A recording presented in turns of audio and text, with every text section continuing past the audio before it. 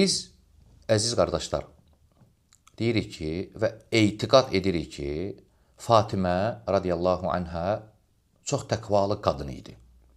Abid idi, imanlı idi və zahid idi, dünya malına zahid idi. Belə bir qadının dünya məsələsinə görə fədək, hüzün çəkməsi ağla sığmır, təsəvvür olunmur.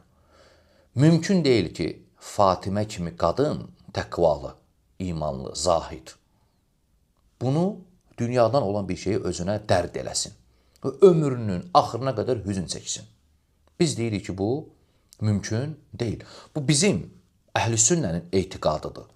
Biz məsələni bu cür qarşılayırıq, bu cür izah edirik. Məsələn, İmam Qurtubi, İslamın böyük alimlərindən deyir ki, Fatimənin Əbu Bakırdan mirasını tələb etməsi hədisi eşitməmişdən qabaq idi.